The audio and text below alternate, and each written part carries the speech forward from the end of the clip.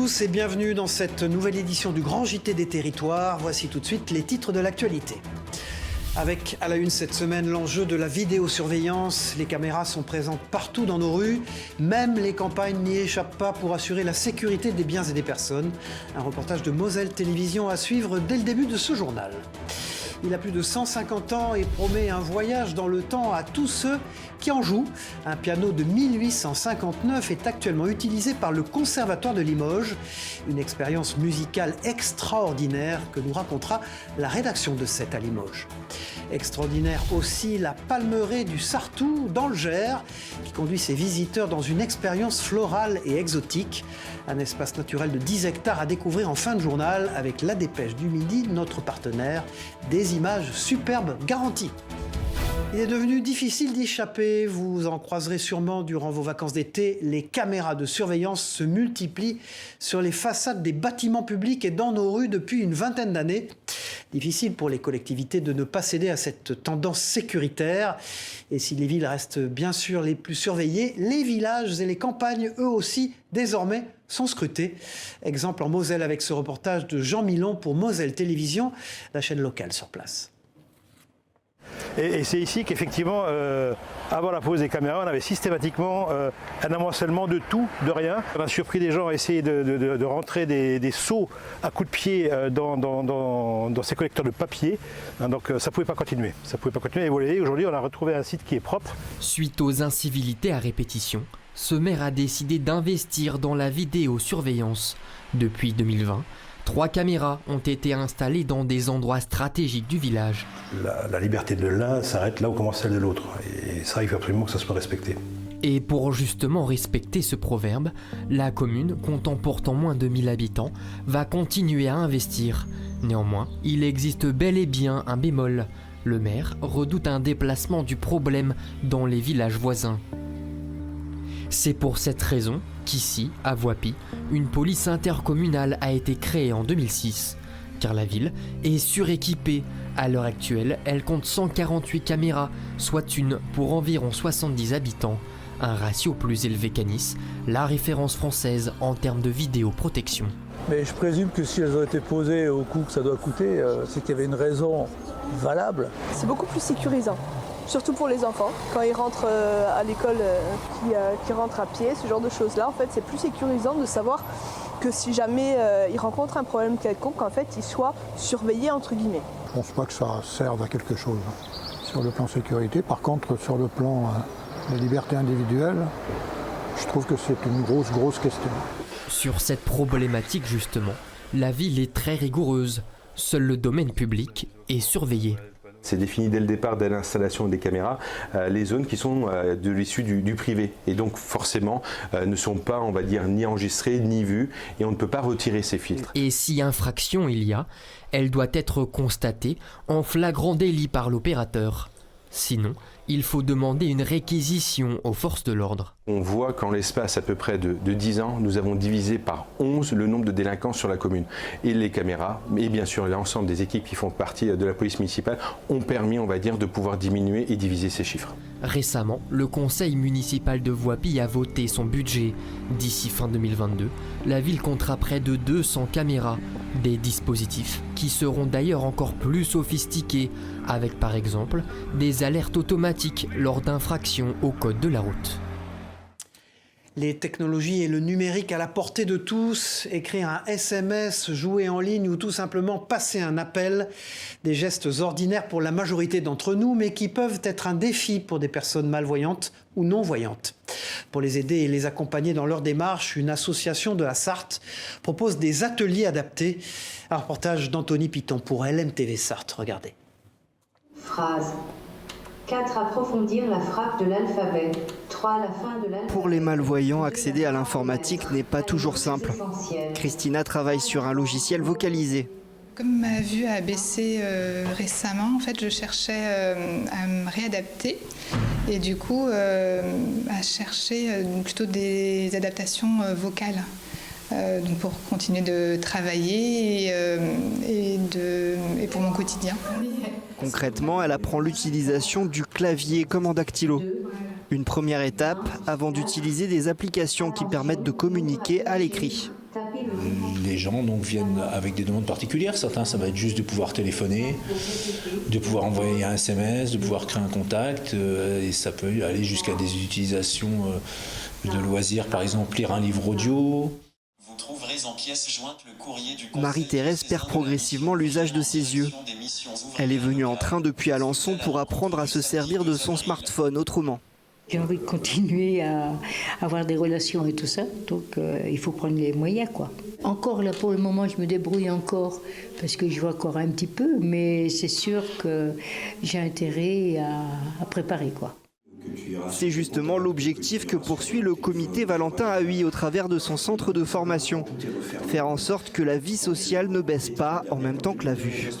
Le fait de remaîtriser de nouveaux actes qui vont permettre de récupérer de l'autonomie, eh bien, redonne de la confiance en soi. Et ça, c'est effectivement quelque chose d'hyper important, quoi. Le pôle autonomie est ouvert à tous les déficients visuels. Vous pouvez contacter l'association au 02 43 24 20 13. Direction la Martinique maintenant dans cette édition pour découvrir l'initiative originale d'une association qui a décidé d'ouvrir le monde des médias aux seniors. Grand Moon TV diffuse des interviews et des reportages réalisés par des personnes novices en la matière. Objectif, créer du lien entre les générations et former au numérique les concernés. Sujet de José Lechertier pour Via ATV en Martinique. Regardez. Action! Bonjour. France a toujours voulu connaître le monde de la télé. Aujourd'hui, elle incarne le rôle d'une présentatrice. Plateau, éclairage, caméra, micro, elle découvre l'envers du décor. J'ai eu cette possibilité de scruter effectivement ce monde de l'audiovisuel qui fait partie de notre quotidien. Donc pour moi, c'est tout naturel. C'est tout naturellement que je manifeste une curiosité pour cela. L'association Happy Silver place les seniors sur le devant de la scène avec ce projet ambitieux, leur permettre de créer des reportages, des émissions, d'être des acteurs de l'actualité. C'est aussi l'occasion pour ces retraités d'apprendre un nouveau métier. Nous aurons la partie technique, c'est-à-dire montage, montage du matériel, mais aussi, bien sûr, montage concrètement sur un logiciel professionnel pour que l'émission, en fait, soit, pour l'instant, visible sur YouTube. Place à la pratique, mais avant d'aller sur le terrain, l'équipe effectue des recherches. Donner la bonne information est primordial. Je fais la recherche à savoir ce que sont les fake news. Ça peut servir aussi à informer les autres. Et pour veiller sur tout le monde, Daniel, il connaît l'audiovisuel sur le bout des doigts. C'est vrai que c'est la première fois que j'enseigne pour des seniors et je les sens très réceptifs, très passionnés, d'ailleurs aussi passionnés que les jeunes. Et ça, c'est très bien, c'est de bon augure parce que, contrairement à leur train-train ou la retraite, rester à la maison, là, ils viennent carrément s'amuser. L'exercice du jour, réaliser un micro-trottoir dans le bourg du Saint-Esprit, un challenge relevé avec succès. Après la mode des burgers, des sushis ou encore des ramen, c'est le pokéball qui s'invite dans nos assiettes depuis quelques années. Les restaurants spécialisés dans ce plat hawaïen fleurissent un peu partout en France, comme à Nantes. La ville en compte une quinzaine. Leur promesse, c'est vous offrir un repas bon pour les papilles et bon pour la santé. Alors est-ce vraiment le cas? Reportage sur place de la rédaction de Télé Nantes, regardez.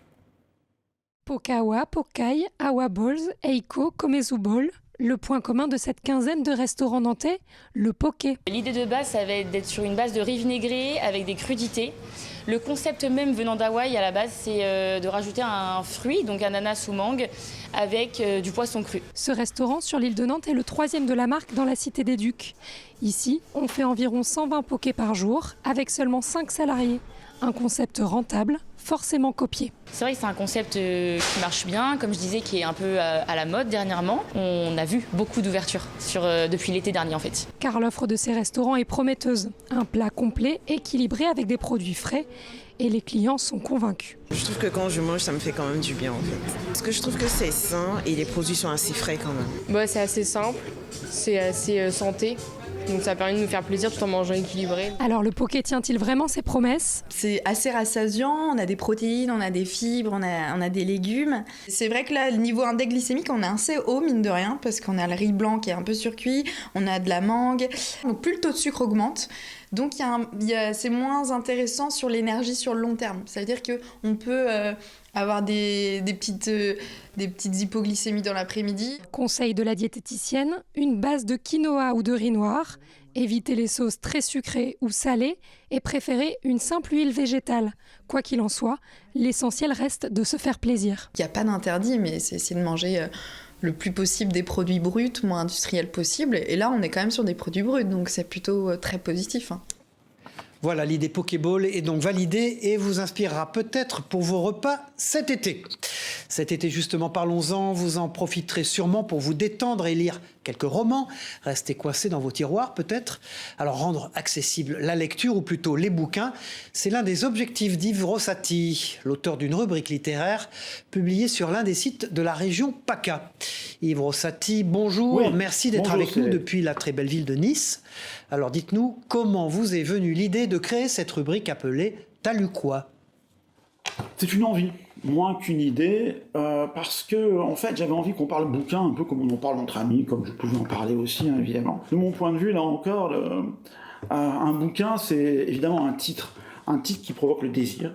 Un bouquin, ça parle d'abord au cœur du lecteur qui, j'en suis certain, sera très content qu'on lui pose cette question. En fait, madame, monsieur le lecteur, t'as lu quoi ? Sans vouloir vous paraphraser, t'as lu quoi ? C'est quoi, Yves Rossati ? T'as lu quoi ? C'est d'abord parler de bouquins écrits par des auteurs de Nice et alentour, de la région sud. C'est également et surtout parler de manière accessible du bouquin autour de 3 questions simples, essentielles. On se compte du titre, de l'histoire et des personnages. C'est des questions auxquelles tout le monde peut répondre, quel que soit son âge, et surtout ses références culturelles. Avez-vous des projets particuliers pour la rentrée ? Des projets, évidemment. Des projets, j'en ai. Le premier, c'est que souvent, les gens me disent que mon cœur de cible, ce sont les lecteurs du dimanche. Les lecteurs du dimanche, c'est des personnes qui ne sont pas forcément, n'ont pas le réflexe bouquin, en tout cas régulier, qui ne connaissent pas forcément les grands auteurs. Eh bien, pour ces lecteurs du dimanche qui me sont acquis, il reste maintenant, pour moi, à conquérir les lecteurs des 6 jours restants. Le deuxième point, c'est également renforcer la présence de T'as lu quoi dans le 06, en nouant des partenariats médias, radio, télé et magazine. Avant de se quitter, Yves, pourriez-vous nous donner 2 idées de livres, ou plutôt de bouquins pour cet été ? J'ai une sélection de 2 genres de bouquins que je vous invite à découvrir sur mon site. Ce seront d'abord 4 BD. Leur particularité, c'est qu'elles sont publiées par le plus vieil éditeur de la région sud, Tartamundo. Et le deuxième bouquin, très contextuel, parce qu'on le sait bien, les vacances sont propices à l'amour. Eh bien, c'est un petit bouquin publié par un éditeur qui a plus de 70 ans, qui se bat, les éditions du Capitaine, qui a découvert une pépite, Christine Favre, qui parle de manière délicieuse de l'amour avec un grand A, mais rassurez-vous. Merci Yves Rossati. Tous vos conseils lecture sont à retrouver notamment sur le site internet Le Petit Niçois. De la littérature à la musique, partons à la découverte d'un instrument historique, un piano Steinway, fabriqué à New York en 1859. Il est actuellement utilisé par les élèves et les professeurs du Conservatoire de Limoges, avec une particularité, permettre aux pianistes contemporains d'entendre la reproduction des sons imaginés au moment de l'écriture d'une œuvre. L'instrument fait l'objet bien sûr de toutes les attentions des pianistes locaux. Un reportage de Benjamin Delmas pour 7 à Limoges sur place.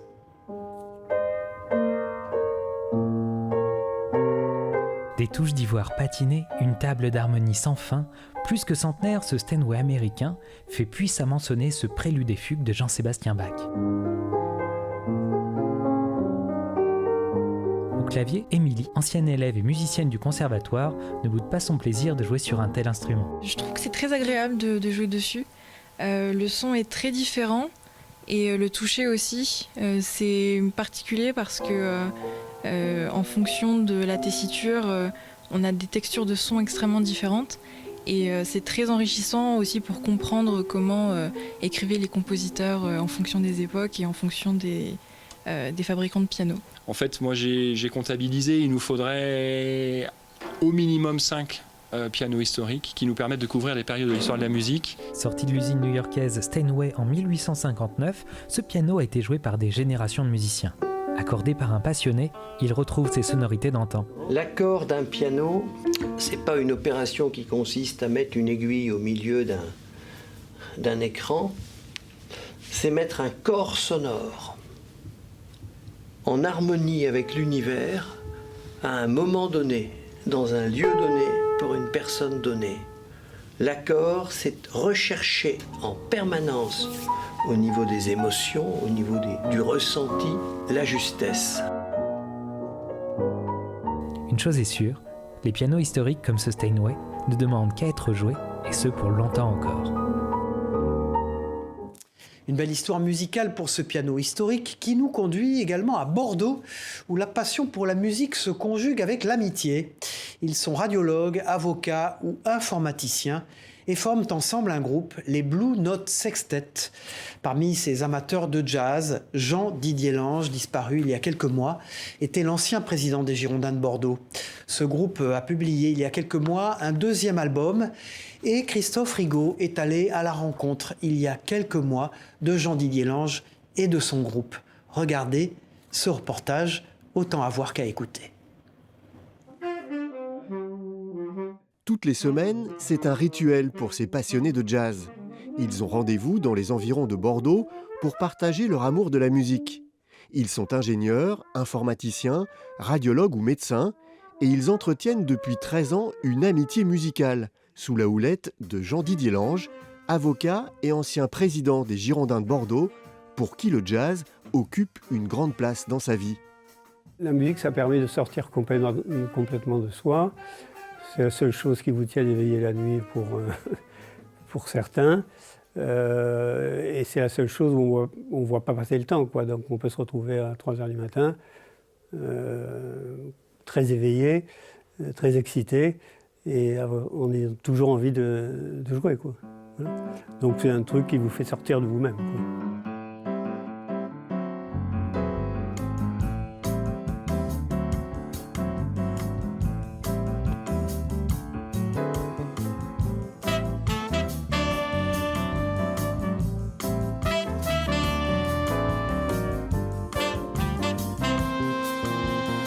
Au sein du groupe Blue Note Sextet, on retrouve des parcours et des niveaux musicaux différents, mais aussi toutes les influences. J'ai beaucoup accroché avec des gens comme Chick Corea, comme Pat Metheny. Voilà, c'est plutôt ça. Enfin, s'il y a des gens que je kiffe vraiment dans le jazz, c'est... Je suis venu au jazz par le jazz rock. J'ai commencé par écouter ça quand j'étais adolescent.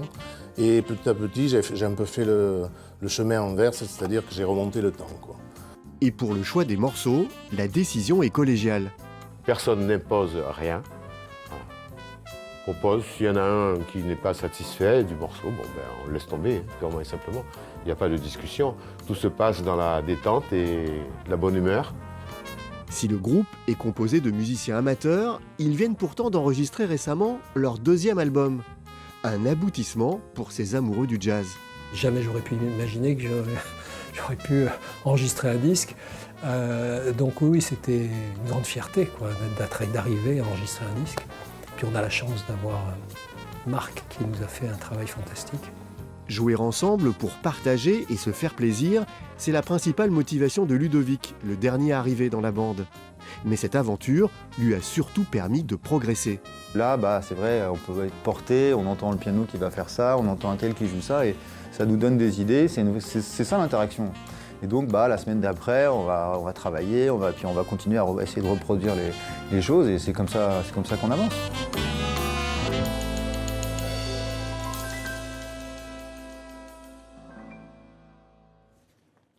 Voilà, c'était un hommage à Jean-Didier Lange, ancien président des Girondins de Bordeaux et leader de ce groupe de musique, de jazz.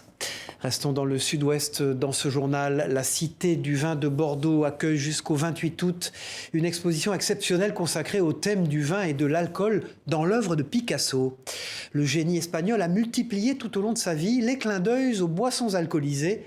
Plus de 80 œuvres y sont présentées avec des prix exceptionnels des musées Picasso de Paris et de Barcelone. De quoi donner le tournis avec modération, bien sûr. Picasso, l'effervescence des formes, une découverte d'Alix Fourcade pour TV7, la chaîne du groupe Sud-Ouest à Bordeaux. Ne voyez surtout pas dans l'œuvre de Picasso la seule évocation des plaisirs de l'ivresse. Dans l'effervescence des formes, le peintre espagnol magnifie le vin et les alcools populaires dans toutes leurs dimensions. Le vin, c'est un plaisir de la vie, mais c'est aussi un symbole de la vie, des forces de la vie. Et Picasso a toujours voulu intensifier cet aspect-là de l'existence dans son œuvre, à travers finalement toutes les révolutions formelles qu'il a su susciter, créer. Et donc, pour nous, il y avait là une conjonction entre la fonction du lieu, rappeler ce qu'a été le vin, les civilisations du vin, hein, nous en sommes les héritiers, et puis l'art de Picasso. C'est aussi une culture qui rejoint son catholicisme, c'est une culture qui rejoint l'héritage des Grecs, le thème des bacchanales, le thème des dieux et du vin des dieux. 3 ans ont été nécessaires pour rassembler les 80 tableaux et sculptures de cette exposition. Elle montre la place du vin et des alcools populaires dans le travail du peintre grâce à des prêts exceptionnels des musées Picasso de Barcelone et Paris et de collections personnelles. La Cité du Vin en a eu l'idée 1 an après son ouverture, lors de sa première exposition artistique en 2017. La première exposition artistique qu'a proposée la Cité s'appelait Bistrot et avait d'ailleurs une œuvre, mais une seule œuvre de Picasso. Et l'idée est née de se dire, mais finalement Picasso a dû faire, et il l'a fait, beaucoup de choses autour du vin et des alcools. Donc voilà, c'était un projet un petit peu fou qu'on est très content de voir se réaliser aujourd'hui. L'exposition est visible tous les jours de 10h à 19h jusqu'au 28 août. Voilà une autre idée de sortie pour vos vacances d'été dans les Yvelines. Le Parc aux Étoiles permet d'en savoir un peu plus sur l'univers et les astres qui le composent. Une initiation à l'astronomie rendue possible grâce à une exposition et à l'observation du ciel. Un reportage découverte presque la tête dans les étoiles déjà de la rédaction de TV78, la chaîne des Yvelines. Observer les étoiles à travers la plus grande lunette astronomique de France et contempler les astres, c'est possible au Parc aux Étoiles. 2e site le plus haut d'Île-de-France, il est situé en plein cœur de la forêt de Lothil à Triel-sur-Seine. Sa position lui permet de s'éloigner de la pollution lumineuse. Le musée au sein du parc permet d'en découvrir un peu plus sur l'astronomie et l'astronautique grâce à un médiateur scientifique. La visite se déroule dans cette première galerie. Commence il y a à peu près 13,5-6 milliards d'années, dans ce qu'on appelle communément le Big Bang, progresse vers la formation des galaxies, des explications sur des phénomènes plus complexes comme par exemple les trous noirs ou la formation des systèmes planétaires. La seconde galerie du musée s'articule autour d'événements majeurs comme le premier satellite artificiel Spoutnik ou encore l'arrivée de l'homme sur la Lune en 1969. Et pour les plus passionnés, la grande lunette astronomique est ouverte au public. Elle permet d'admirer le Soleil le jour ainsi que la Lune et les planètes la nuit. Grande lunette Charles Lapoille, donc, qui a été réalisée en 1895 dans les ateliers Gustave Eiffel. Voilà, c'est un instrument exceptionnel puisque c'est la plus grande lunette de médiation scientifique en France. Autre outil, cette camionnette nommée Léonard en hommage à Léonard de Vinci, premier ingénieur de France. Le Parc aux Étoiles sillonne ainsi les Yvelines pour apporter la science en dehors de ses murs. Léonard, c'est aussi 6 télescopes de type Dobson qui nous permettent d'intégrer des sites d'observation un peu partout sur notre territoire. Rendre accessible l'astronomie et la science au plus grand nombre et susciter la curiosité scientifique dès le plus jeune âge, voici l'ambition du site. Durant les vacances scolaires, il organise des ateliers pratiques pour les enfants de 5 à 16 ans. Il dispose même de sa propre chaîne YouTube lui permettant de vulgariser certains sujets, toujours avec un aspect ludique. Voilà, partons pour un voyage exotique dans le Gers pour terminer ce journal. La palmeraie du Sartou offre un spectacle unique de verdure pour les visiteurs depuis plus de 20 ans. Des milliers de palmiers côtoient bambous, nénuphars et une impressionnante mosaïque florale, comme vous le voyez sur ces images de nos partenaires de la Dépêche du Midi sur place. Une expérience étendue sur 10 hectares qui transporte les visiteurs à l'autre bout de la planète. Écoutez ce propos de la propriétaire du site. Elle répond aux questions de Clément Gassi de la Dépêche du Midi. Le palmier dans l'imaginaire collectif, c'est quand même toujours les vacances, l'évasion, c'est les îles, c'est les lagons bleus. Et ici, si vous voulez, on a reconstitué un micro endroit de rêve. Et les visiteurs nous sont très reconnaissants de ça, ils nous le disent souvent. Ils ont voyagé. C'est très valorisant pour le travail qu'on a accompli ici, puisque c'est 40 ans de travail parfois difficile, mais notre récompense, elle est là. Voilà, de bien belles images pour terminer cette édition. C'est la fin de ce journal. Merci de l'avoir suivi. On se retrouve très vite pour une nouvelle édition. Au revoir à tous.